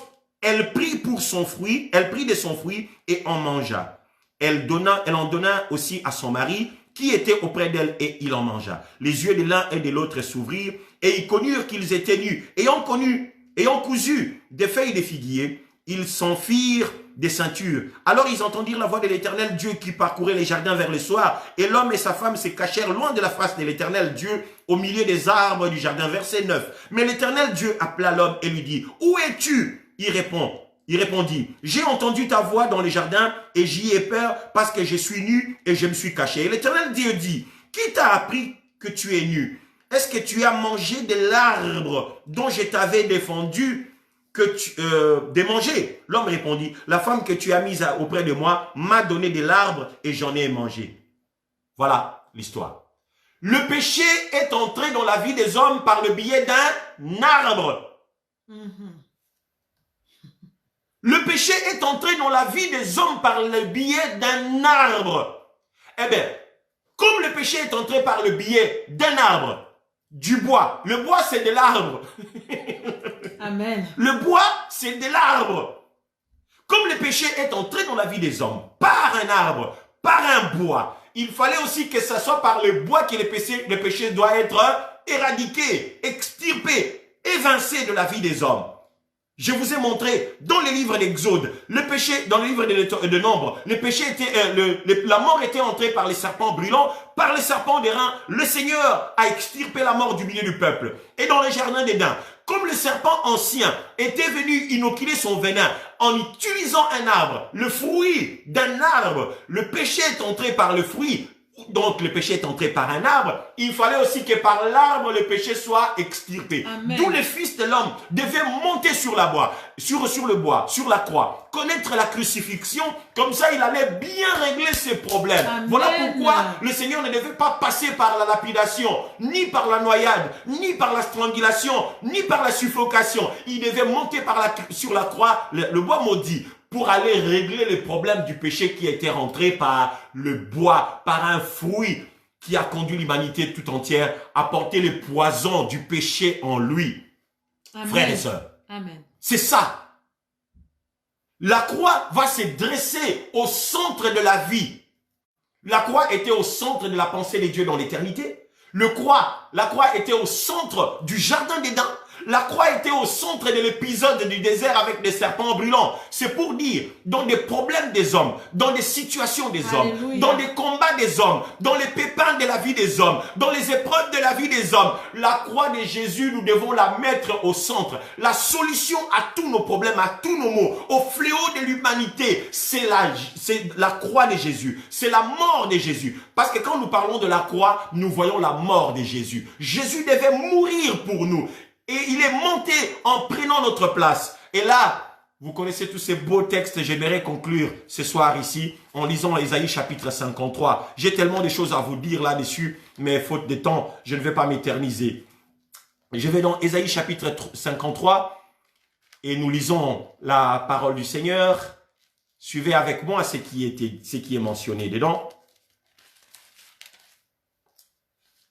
Ésaïe 53, à partir du verset 1. C'est beau texte. Amen. Qui a cru à ce que nous avons annoncé? Qui a reconnu les bras de l'Éternel? Il s'est levé devant lui comme une faible plante, comme un rejeton qui sort d'une terre desséchée. Il n'avait ni beauté, ni éclat pour attirer nos regards. Et son aspect n'avait rien pour nous plaire. Méprisé et abandonné des hommes, homme de douleur, habitué à la souffrance. Semblable à celui dont on détourne le visage, nous l'avons dédaigné, nous n'avons fait de lui aucun cas. Cependant, il a porté nos souffrances. Il s'est chargé de nos douleurs. Et nous l'avons considéré comme puni, frappé de Dieu et humilié. Mais il était blessé pour nos péchés, brisé pour nos iniquités. Le châtiment qui nous donne la paix est tombé sur lui. Et c'est par ses meurtrissures que nous sommes guéris. Écoutez tout ça. Jésus, l'œuvre de la croix, il va mourir à notre place. Le châtiment qui nous donne la paix est tombé sur lui. Jésus devait porter toutes ces histoires Amen. sur lui. Regardez maintenant la réalité dans Nombre chapitre 21, là où nous étions. Les serpents brûlants ont pu prendre place, ont été appelés à l'existence dans le désert à cause d'une chose, le péché. Voyez-vous? Le peuple s'est impatienté. Ils ont péché contre Moïse et contre l'Éternel.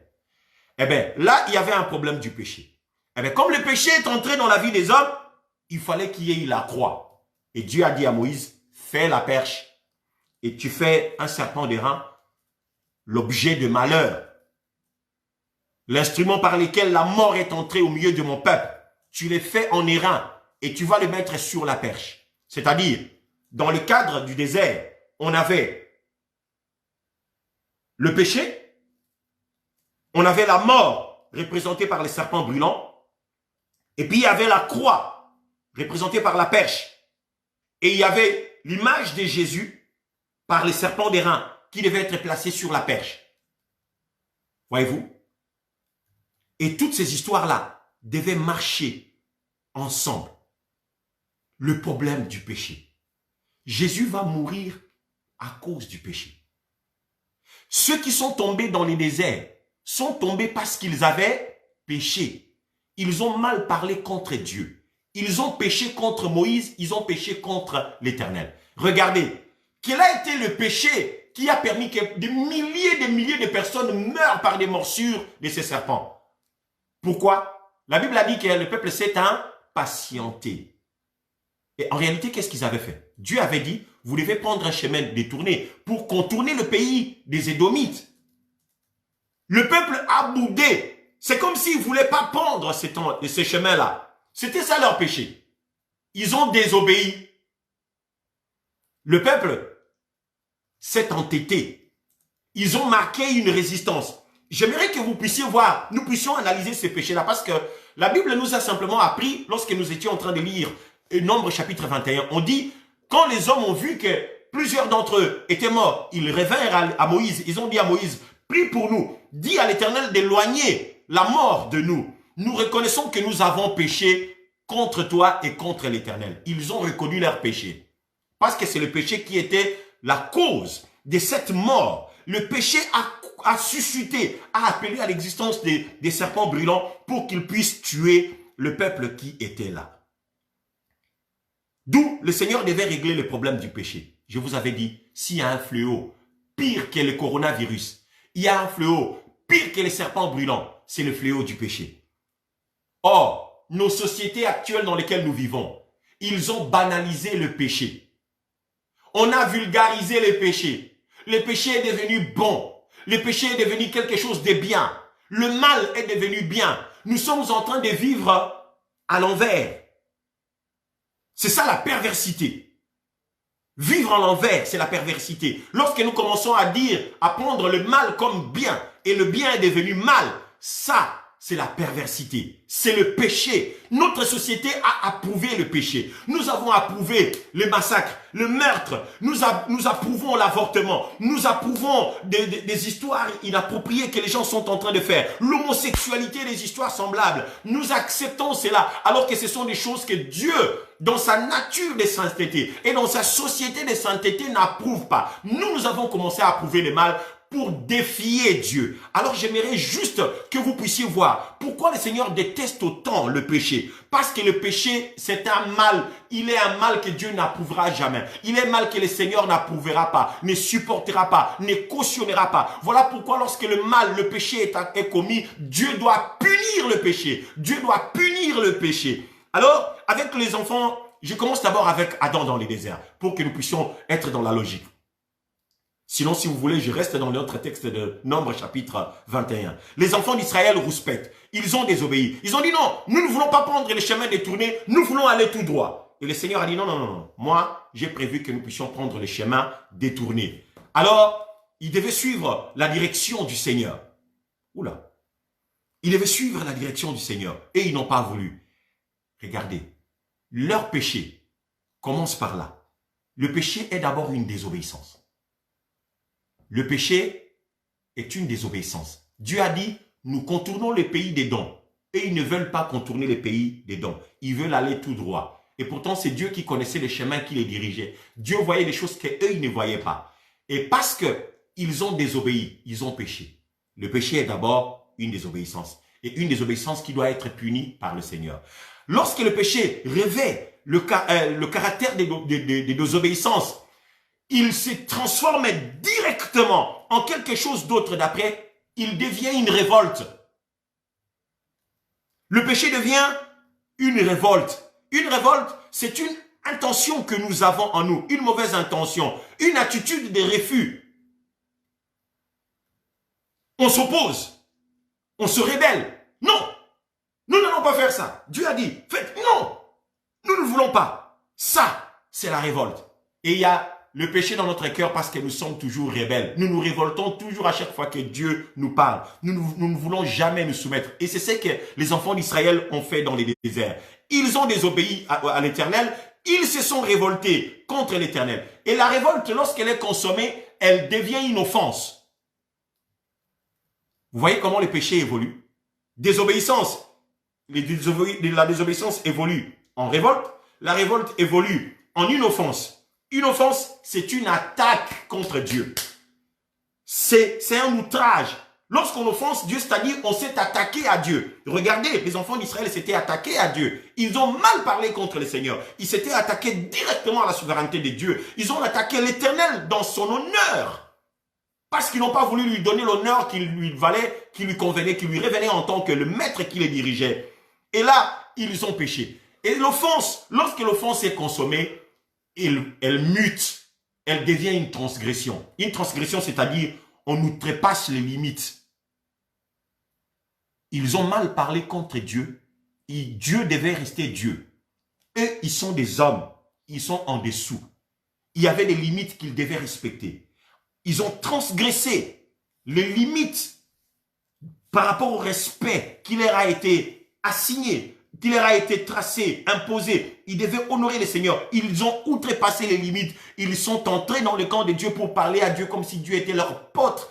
Ils ont humilié le Seigneur. Ils ont dépouillé Dieu de son autorité, de sa souveraineté et du caractère sacré de Dieu pour mal parler contre Dieu comme s'il parlait à Moïse. Parler mal à Moïse, ça passait. Mais parler mal à l'Éternel, ça c'est quelque chose qui ne devait pas passer. Voyez-vous? Ça, c'est le péché. Voilà pourquoi Dieu doit régler le problème du péché qui est devenu une transgression. Et lorsque le péché arrive à devenir transgression, elle mute après, elle devient ce qu'on appelle l'iniquité. Parce que quand on transgresse la parole de Dieu, on fait toujours la transgression de deux manières. Ça, vous le savez? On transgresse la parole du Seigneur de manière positive et puis on peut transgresser la parole de Dieu de manière négative. Je vais vous expliquer, je vais m'expliquer. Je vais vous ramener dans l'histoire de 1 Samuel au chapitre 15. Avec Saül. Dieu dit au roi Saül, tu vas dévouer par interdit la nation qui est devant toi. Tu vas tuer le roi, tu vas tuer tout, tu dois détruire tout. Ne prenez rien de ces pays que j'ai dévoués par interdit. Parce que les pays étaient sous l'anathème. Il fallait qu'ils soient frappés. Saül a entendu la parole de l'Éternel. Et lorsque Saül s'emmène, il va avec des guerriers pour dévouer par interdit ces pays. Dieu avait dit de tout tuer, de tout détruire. Ils ont pris le roi Og, ils l'ont gardé. Ils ont tué les autres personnes. Ils sont arrivés au niveau des animaux, ils ont trouvé, il y avait des animaux pleins d'embonpoint, ils ont pris des vaches, des taureaux qui étaient bien bâtis, ils les ont gardés, ils les ont séparés des taureaux chétifs. Tout ce qui était chétif, ils ont tué, ils ont tout détruit et ils ont ramené des butins du pays qui était maudit, qui était sous l'anathème. Il a dit, avec les guerriers, on va prendre les bons animaux, notre intention c'est d'aller les sacrifier, offrir ces animaux à l'Éternel. Est-ce que leur pensée était mauvaise? Non. Leur pensée n'était pas mauvaise. Ils ont dit, on va honorer notre Dieu parce que c'est lui qui nous a livré ces pays pour que nous puissions les dévouer par interdit. On va prendre les animaux pour offrir. Mais la pensée du Seigneur, c'était, il devait tout détruire. Il ne devait rien prendre. Il ne devait rien prendre. Ce que Saül a fait, il a transgressé la loi de l'Éternel. Il a désobéi, mais de manière positive.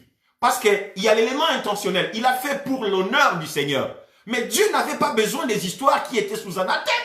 Lui n'en avait pas besoin. C'est pourquoi le Seigneur a frappé sévèrement le roi Saül en le destituant effectivement de la royauté. En disant, tu ne m'as pas honoré. Eh bien c'est fini, je t'écarte.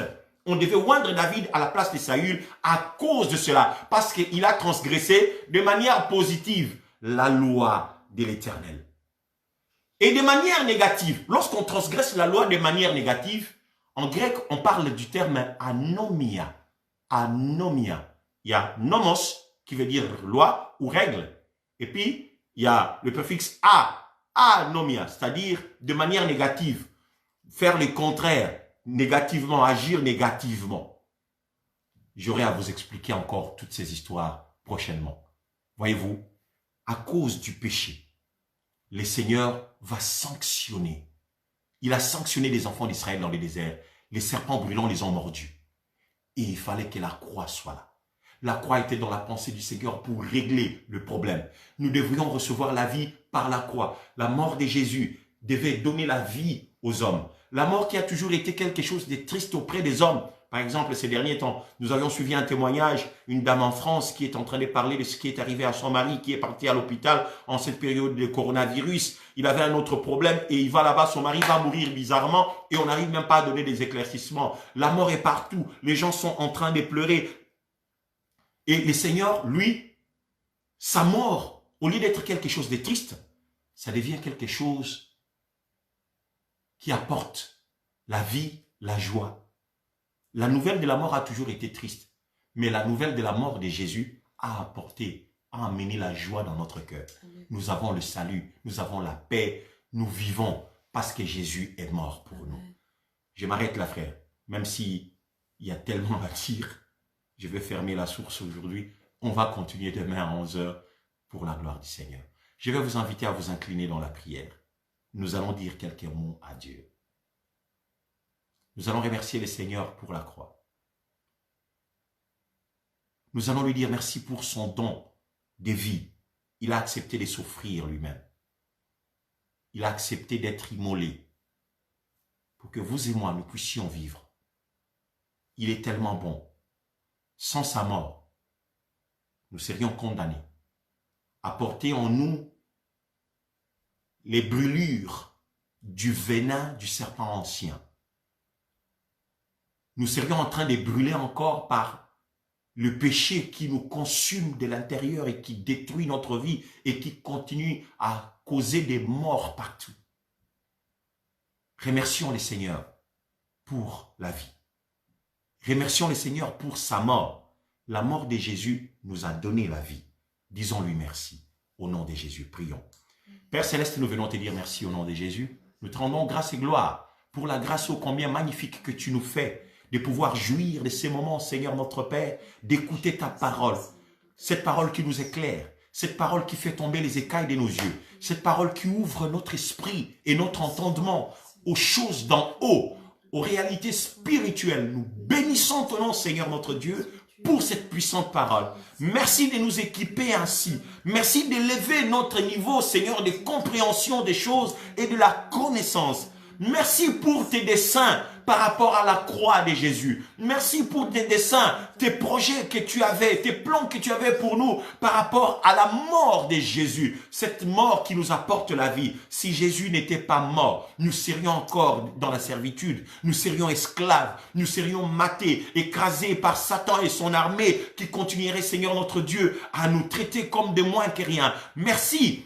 Parce que par la mort de Jésus-Christ, la vie est entrée en nous et par l'œuvre que Jésus a accomplie sur la croix, il nous a couverts, revêtus de l'autorité, de son pouvoir pour que nous puissions marcher sur ces ennemis qui avaient l'habitude de nous tenir dans la servitude, d'avoir la capture sur nous, de se servir de nous comme des butins. Merci Seigneur parce que tu nous as arrachés de leurs griffes et tu nous as apporter la vraie liberté. Nous t'aimons, Seigneur notre Dieu. Prépare-nous pour demain, alors que ce serait le dimanche de Pâques. Nous allons parler, Seigneur, de ta mort et de ta résurrection qui a apporté la vie. Ce soir, je viens prier, Seigneur, pour mes frères et sœurs qui sont en train de suivre ce message, qui ont partagé ces moments avec moi, Éternel notre Dieu. Seigneur, étends ta main dans leur vie.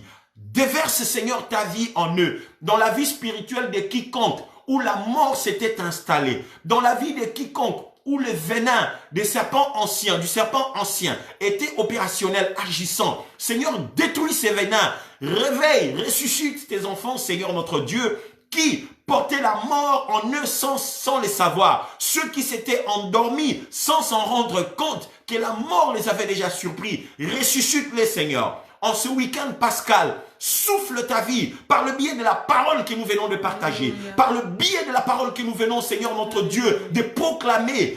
Ressuscite, renouvelle, réveille ton peuple, Seigneur. Ramène-les à la vie pour la gloire de ton nom. Nous comptons sur toi, Roi des cieux. Nous comptons sur toi, Seigneur des seigneurs. Fais-nous du bien, fais-nous du bien, fais-nous du bien, Seigneur notre Dieu. Bénis tes enfants, Seigneur notre Père, qui ont reçu cette parole avec foi. Je prends autorité en ton nom, je brise toute puissance de la mort dans leur vie, je brise toute puissance de la mort dans leur santé, je brise toute puissance de la mort dans leur maison, je brise toute puissance de mort dans leur famille, au nom de Jésus. J'ordonne à la mort de sortir au nom de Jésus-Christ.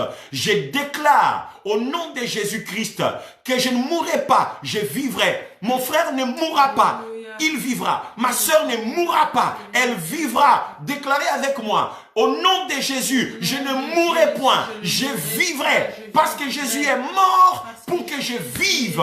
Jésus a pris ma place pour que je vive. Et je reçois la vie.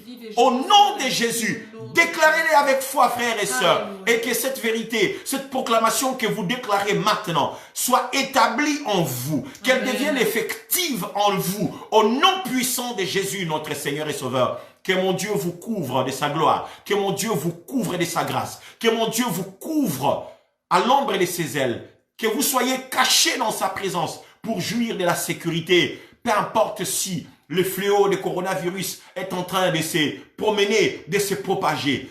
Que cela ne vous atteigne pas. Que cela ne vous touche pas au nom puissant de Jésus. Que votre nuit soit douce, que votre nuit soit paisible au nom de Jésus-Christ, que le Seigneur vienne à votre rencontre, qu'il se révèle à vous, qu'il vous parle, qu'il vous instruise pour la gloire de son nom. Alléluia. Au nom de Jésus-Christ, notre Seigneur et Sauveur, nous avons ainsi prié. Amen. Soyez bénis au nom de Jésus-Christ. Rendez-vous demain à 11h. N'hésitez pas à partager cette vidéo. N'hésitez pas à partager cette parole parce que ça peut instruire quelqu'un, ça peut sauver quelqu'un, ça peut faire du bien à quelqu'un quelque part. N'hésitez pas à les partager. On se retrouve à 11h. Que Dieu vous bénisse. C'était votre humble serviteur, le pasteur Betsalel Osango. Bonne nuit au nom de Jésus. God, our Creator and King, reigning over us, we lift our voices to sing. You are glorious. We adore you now. Let your love pour out on us. Saturate us.